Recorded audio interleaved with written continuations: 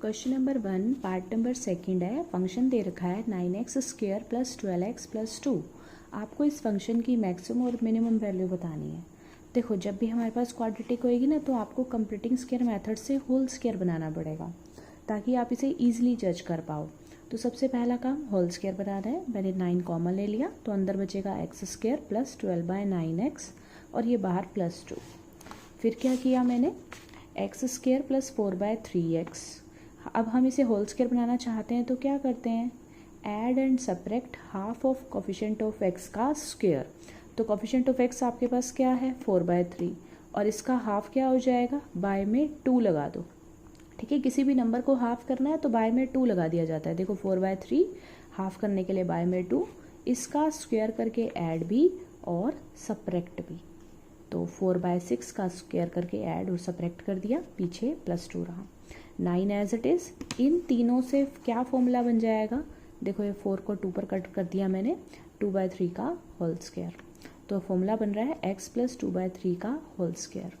और फिर पीछे वाली टर्म का क्या हुआ, 4/6 को हम कट करके 2/3 लिख सकते हैं, 2 से कट हो रही है। फिर ये 9 जब इससे मल्टीप्लाई होगा तो 9 इंटू में 4/9, ये दोनों कैंसिल आउट हो गए, +2 बच गया। और सिंप्लीफाई करके हमने यहाँ पर बना लिया 9x प्लस 2/3 का होल स्क्वायर माइनस 4 + 2। 9 इंटू में x प्लस 2/3 का होल स्क्वायर -2। अब हम इसे बिना किसी रूल के सिंपली अपने अकॉर्डिंग जज कर सकते हैं। देखो ये स्क्वायर है, स्क्वायर कभी भी नेगेटिव आंसर नहीं करता।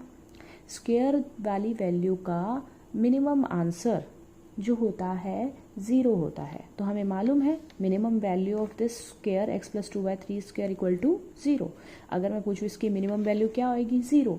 मैक्सिमम पूछूँ तो आप नहीं बता सकते, क्योंकि x में तो जो वैल्यू डालते जाओगे उसके अकॉर्डिंग बढ़ता जाएगा आंसर। तो मिनिमम वैल्यू हम जरूर बता सकते हैं कि 0 हो सकती है इसकी मिनिमम वैल्यू। तो हमने क्या किया, मिनिमम वैल्यू इसकी 0 हो गई और फंक्शन की क्या हो जाएगी, 0 - 2 यानी कि -2।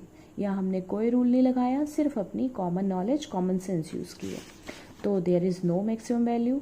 क्यों मैक्सिमम वैल्यू नहीं है, जैसे जैसे आप x में नंबर बढ़ाते जाएंगे वैसे वैसे f(x) गोज़ टू इन्फिनिटी होता जाएगा। मतलब जैसे जैसे x बढ़ेगा वैसे वैसे f(x) भी बढ़ेगा। अब इसी के जैसा मैंने क्वेश्चन नंबर सेकंड का पार्ट नंबर फर्स्ट लिखा है। क्या है इस क्वेश्चन में उसे देखो। इसमें लिखा है f(x) equal to mod of x plus 2 -1। आपको मालूम है मोड फंक्शन हमेशा पॉजिटिव आंसर करता है, ठीक है। और मिनिमम आंसर क्या कर सकता है, 0। मैक्सिमम कितना कर सकता है, बहुत सारी। आप इसमें 100 डालो, 1000 डालो, बढ़ता जाएगा वो तो ये भी आपके ऊपर वाले क्वेश्चन की तरह ही है। मोड ऑफ x प्लस 2 की मिनिमम वैल्यू क्या होगी, 0, क्योंकि ये हमेशा आंसर पॉजिटिव करता है।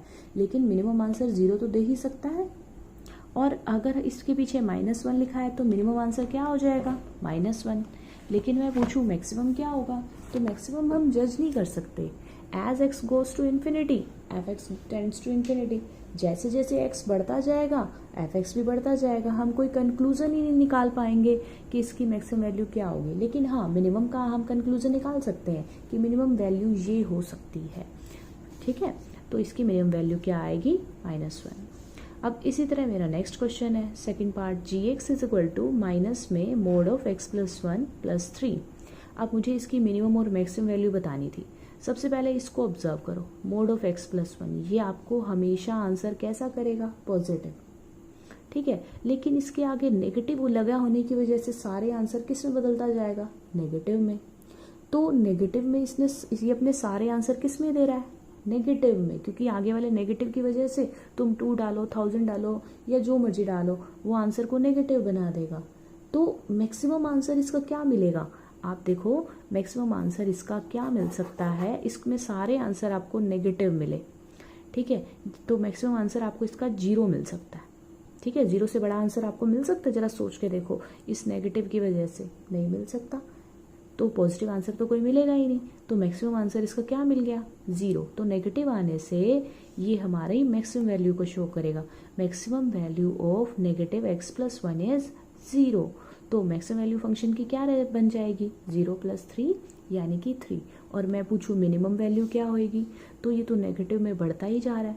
जैसे जैसे x इन्फिनिटी की तरफ जाएगा, नेगेटिव इन्फिनिटी, फंक्शन भी उसी साइड बढ़ता जाएगा।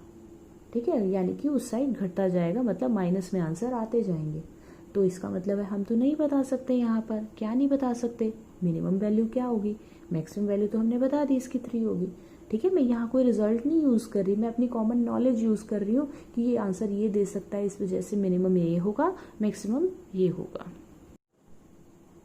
नेक्स्ट हम कर रहे हैं पार्ट नंबर 3 क्वेश्चन नंबर 2 का, hx is equal to sine 2x plus 5।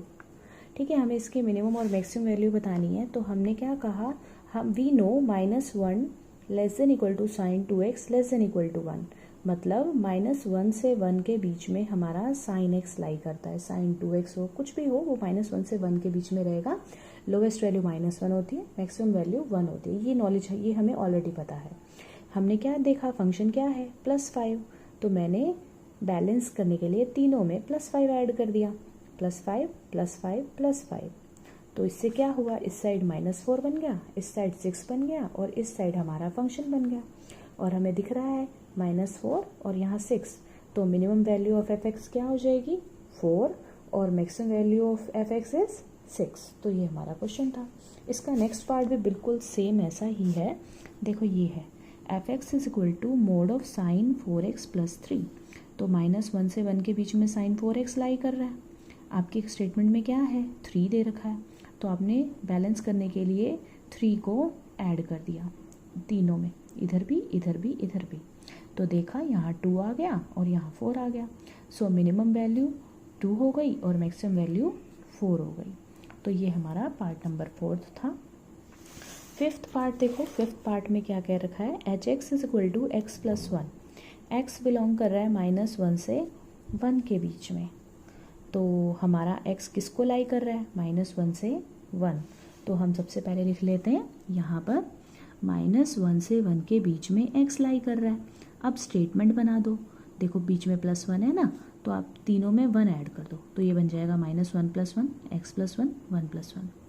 तो सॉल्व करेंगे तो ये आ जाएगा 0 x + 1 लेस देन 2, मतलब फंक्शन की वैल्यू 0 से 2 के बीच में होगी।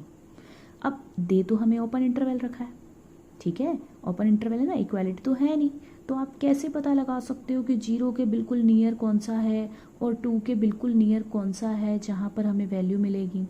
तो हम लिखेंगे as it consist of an open interval on both side, so f has neither maximum value and nor minimum, मतलब इसकी ना तो मैक्सिमम वैल्यू है ना ही मिनिमम वैल्यू है।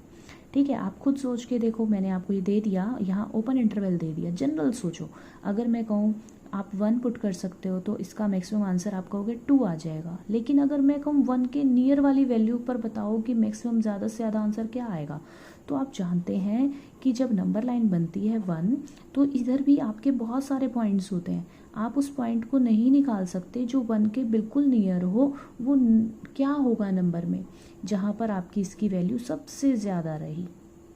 तो हम ओपन इंटरवल के केस में नहीं निकाल सकते कि मिनिमम होगा या मैक्सिमम। ऐसा ही आपका एक एग्जाम्पल भी है बुक में, उसे भी एक बार आप देख लेना, जहाँ वहाँ आपके पास ओपन इंटरवल दे रखा होगा, वहाँ पर भी यही रीज़न बनेगा कि ओपन इंटरवल है, सो वी कांट जज मैक्सिमम और मिनिमम वैल्यू।